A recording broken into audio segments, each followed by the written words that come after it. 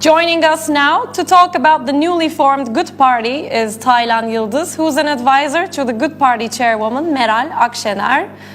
Good evening, Mr. Yıldız. Welcome to This Week in Turkey. Good evening. Thank you very much. So, what does the party promise for the future of Turkey and Turkish democracy? Well, Turkey always went through difficult times and went through them using democracy. And right now, we actually see that in Turkey, the fundamental rights and freedoms of the people are fundamentally threatened. And we really strayed away from the peace at home and peace in the world motto that was set out by our, founding father Atatürk, And we wanted to be the big boss of Middle East. That has been the policy of the current regime, unfortunately. And also, the future of our economy is not really looking bright. Everybody says the same thing, and even we just got the Standard & Poor's numbers about how they see the Turkish economy and this of poor quality. And no one can actually talk about justice anymore. People don't have hope. So we didn't form the party, the public did. They actually pushed us to form the party because we need to this problem that we actually have been in for a long period of time. So what Good Party is doing is we're working towards building a free, open, and safe society that's actually strengthening the rule of law and that's actually promoting the separation of powers. And that's a country that's at peace with its neighbors and where the citizens have equal opportunity, equal access to good education so that anybody that actually works hard can get to places. That has been the motto of the Turkish Republic for the longest time, where there was class transparency and people could move from one social strata to another with very little help from their parents in terms of economic power. But right now we don't see it in Turkey. So what we're promising is all of those and more. And Mr. Yıldız, how do you evaluate the recently formed election alliance between your party, the main opposition CHP, the center-right Democrat Party, and the Islamist Felicity Party? That actually makes me really hopeful about the future of our Turkish Republic, and that's because when people revolt around tyranny, when people revolt around oppression, we don't see any right-wing or left-wing people. We just see patriots. And that has been the case when we had our, wars, our independence wars in the beginning. So what we're doing right now is we have a constitution that we have to protect. And our constitution, by design, is something that resonates with everybody that calls himself or herself as a Turkish citizen. So in that sense, our hearts are in it together. So we don't see any problem with actually having this alliance that actually makes us more hopeful about the future, because for the first time, all these people that come from all walks of life, we're actually protecting our society, we're protecting our way of life, and we're protecting our dignity as a nation. So we know through the media that prior to taking up your current position as an advisor to Mrs. Akşener, the Good Party's chairwoman, you've worked at Google for over 10 years. So my question to you is, at a time when Turkey is experiencing unprecedented levels of brain drain, what made you give up your job at Google, return home, join the Good Party, and become an advisor to Mrs. Akşener?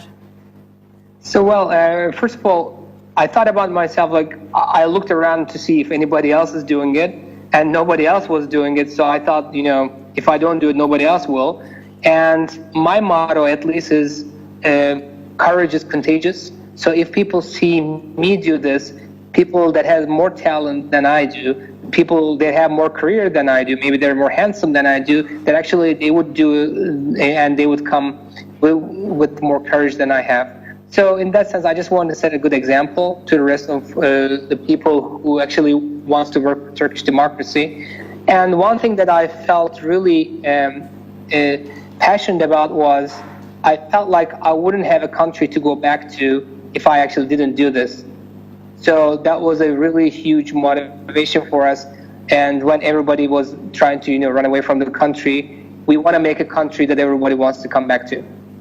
So both you and your party have a strong presence in the social media, and those in Turkey who are active social media users have probably come across some of the rather unusual online events that you've taken part in, Yeah. such as playing Counter-Strike with students and young people. What does this tell us about your party's communication strategy and its vision on the youth of the country?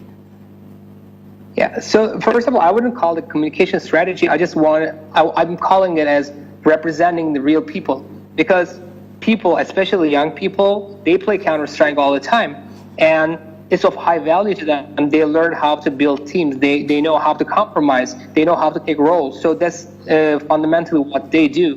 And our politics and people who represent us actually have to represent them. And I think it was weird that it hadn't happened in the past, and we're just trying to represent, the real people of Turkey. And in that sense, we're really happy that our chairwoman, Ms. Akşener, set out a role for us to actually go and listen to the young people, understand what they do, and also empathize with them. And I'm, I guess, lucky because I already play Counter-Strike a lot. I just like playing it, so that was a great fit for me. And in that sense, I think I just want to say one thing about how powerful that is if, for example, we want to tell that we want to build fiber optic cables all over Turkey to speed up internet, the best way to tell you is while you're playing the game, the pings, which is how long it takes for your actions to go to the server, actually, it takes a long time in Turkey, so it's really hard to play the game. So we can tell about our fiber optic strategies by playing the game to people who have very little to do with politics, traditionally speaking. So that actually opens up another venue for us, and it also tells the voters, tells the young people that we understand their real concerns, because that's what they think about every day. And finally, Mr. Yildiz, according to your observations, what's the biggest problem faced by the youth in Turkey at the moment? The biggest problem is unemployment. It's by far the biggest problem. And right now we have over 20-30% unemployment rate in Turkey. And the biggest reason for that is poor planning, because we're not educating our youth well, number one. And number two, the people who are educated well can still not find jobs, because the way Turkey grew was not by building our industry, by building manufacturing plants, but it was by creating, our construction sector. And the problem with construction sector in that case is you don't need electrical engineers, you don't need mechanical engineers, you don't need a lot of accountants, you don't need many of those people, right? So when that happens, all these people with those skills actually have a hard time finding jobs, because right now there are over 300,000 contractors who are actually building buildings right now, as opposed to we should be channeling some of those resources to actually building manufacturing plants. Thank you very much, Mr. Yildiz, for joining us tonight and for your comments. You're welcome. Thank you very much. We'll continue with